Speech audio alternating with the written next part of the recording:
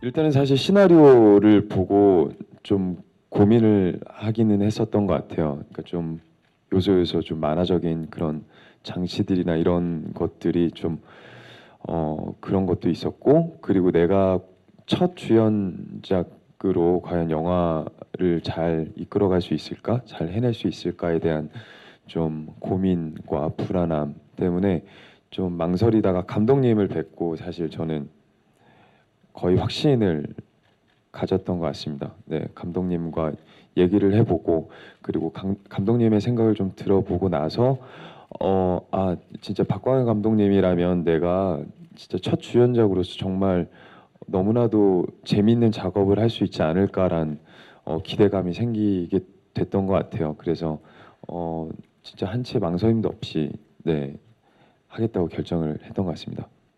저뿐만 아니라 뭐 모든 스태프들과 배우분들께서 고생을 많이 하셨던 것 같은데 저 같은 경우에는 교도소 안 장면이 굉장히 힘들었었던 것 같아요. 사실 영화에서보다 훨씬 더 많은 분량을 맞았고요. 그리고 훨씬 더 많은 분량을 띄웠던 것 같습니다. 영화에서는 굉장히 짧게 나오지만 교도소에 나와서 달리는 장면을 상당히 많이 촬영을 했던 기억이 있어요. 그쵸, 감독님? 그래서 그때가 제일 힘들었었던 것 같아요. 네.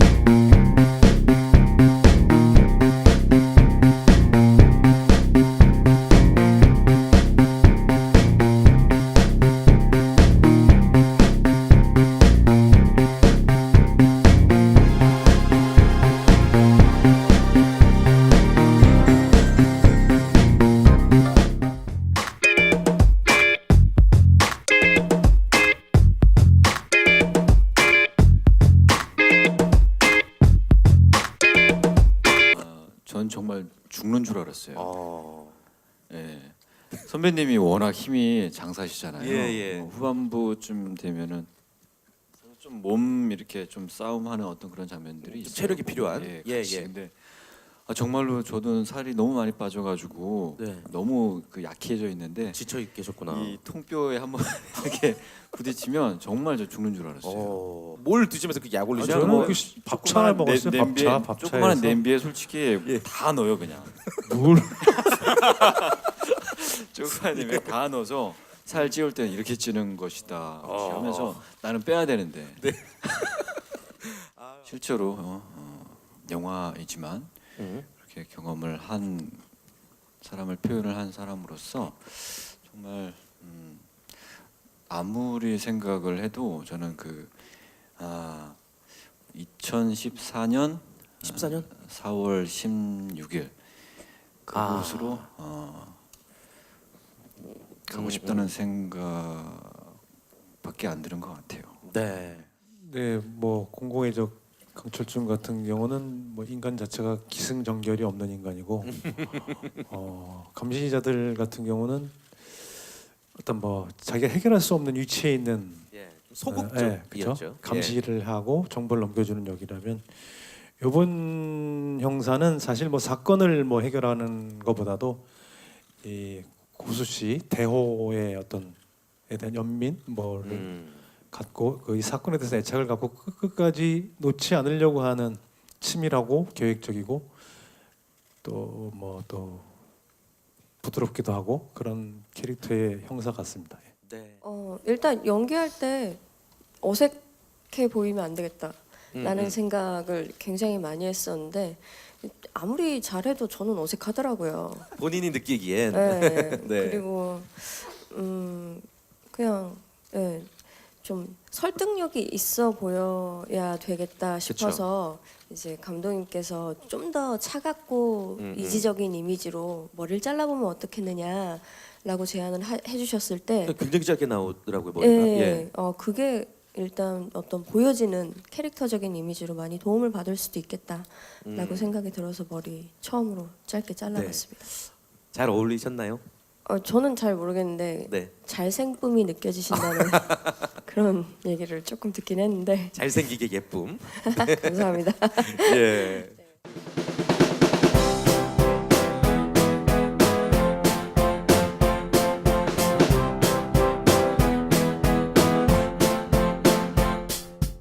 예능이긴 하지만 예능이 아니게 접근을 하고 싶다는 PD님과 작가님의 말씀을 듣고 하게 됐고요. 그리고 제가 원체 어릴 때부터 좋아했던 그 스포츠이기 때문에 그래서 그 관련된 이 프로그램이 이게 연예인들이 참여할 수 있는 프로그램이 처음 생긴 거여서 하고 싶다는 마음을 가졌던 것 같아요. 그리고 리얼이기 때문에 그 뭐 여러 가지 상황들을 다 이제 받아들여야 했는데 그거는 또 새로운 경험이었던 것 같아요. 제가 드라마 촬영이나 또 이런 어찌 보면 대본이 있는 그런 상황의 촬영하고는 또 다른 것들이라 좀 당황스럽기도 했고 또 재밌기도 했고 좀 색다른 경험이었던 것 같습니다. 강점이요? 네, 강점. 우리 팀은 이런 강점이 바로 저 아닐까? 아 농담이에요. 저는 아무래도 제가 봤을 때 뭐 저는 이렇게 감독님 대신 얘기할 수는 없으니까. 근데 제가 봤을 때 아무래도 이제 체력 훈련을 되게 많이 했어요 우리가. 그래서 이제 4쿼터까지 안 지치고 끝까지 약간 좀 최선을 다할 수 있게끔 체력 훈련을 굉장히 많이 했고요.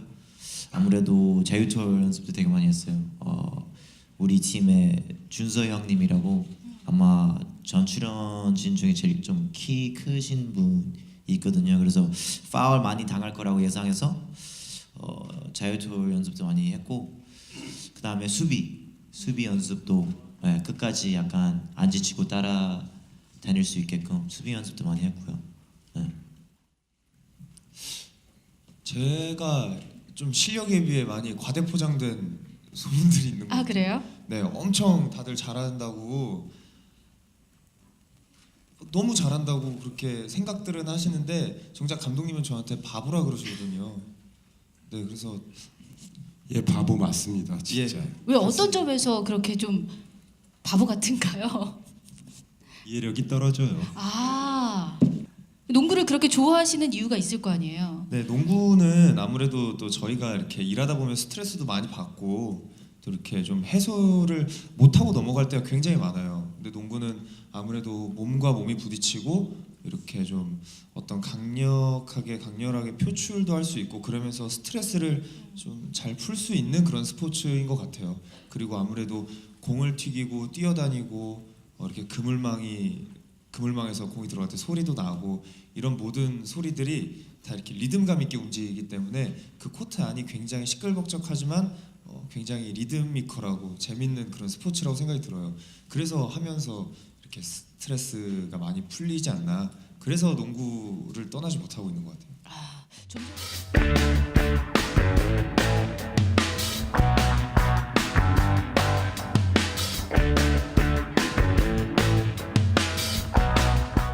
그런 부담들을 가지게 되면 오히려 되게 의식적으로 작업을 할 것 같다라는 생각을 많이 해서 왜냐하면 수많은 스태프들이 있고 우리 감독님 계시고 수많은 또 우리 동료 배우들이 있는데 뭐 굳이 그렇게 뭐 의식을 가지고 갈 필요는 없었다라고 생각이 들고 뭐 아주 편안하게 그렇게 연우 작업하듯이 했어요. 오히려 더 굉장히 부담스러운 건 우정 출연이에요.